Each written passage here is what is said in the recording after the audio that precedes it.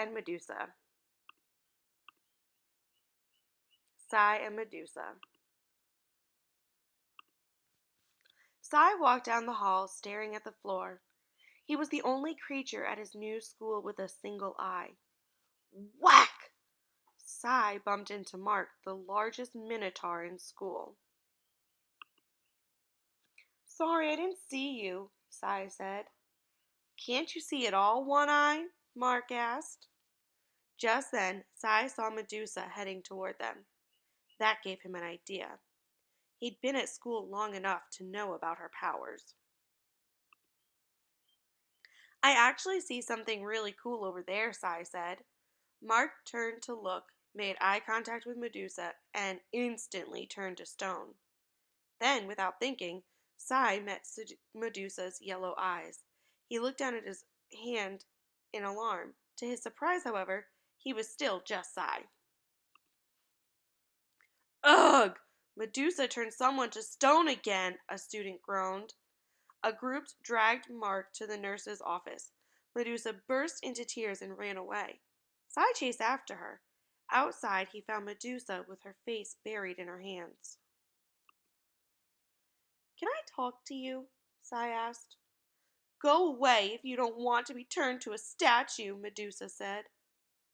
You looked me in the eye, and I'm fine, Sai said. Maybe it's my eye. I can't be turned to stone. Medusa peeked at Sai, and her face lit up. It's a miracle! You don't know what it's like to not be able to look at anybody, she said.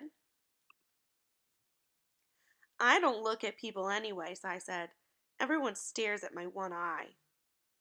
Imagine having a head full of snakes, Medusa said. I guess, I said. The truth is, I don't see well, but I don't want to wear my monocle. Sai pulled a round glass piece on a chain from his pocket. How silly is this, he said. It makes me stand out even more. Can I see that for a second? Medusa asked.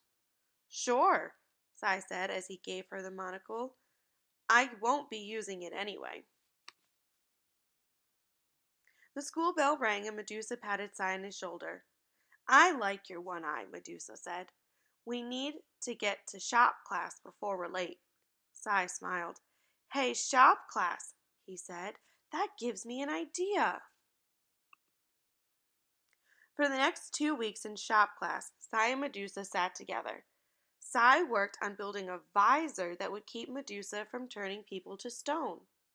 Finally, Sai handed his visor to Medusa and she slipped it on. Inside, mirrors allowed her to look at people without making direct eye contact with anybody. Medusa sneaked toward another table. The students looked at her, and no one turned to stone. You did it! Medusa yelled. She rushed back to the table and pulled something from a drawer. I've been working on your monocle, she said. She handed the monocle to Sai. Medusa had wrapped the glass with wire and attached it to a leather strap carved with lightning bolts. Wow, Sai said, slipping it over his head. Thanks. Now this I'd actually like to wear. No problem, Medusa said. Thank you for helping me. When the bell rang, Medusa and Sai headed out together. For the first time, neither of them stared at the ground. Head over to Reading A to Z and answer the questions that go with the book.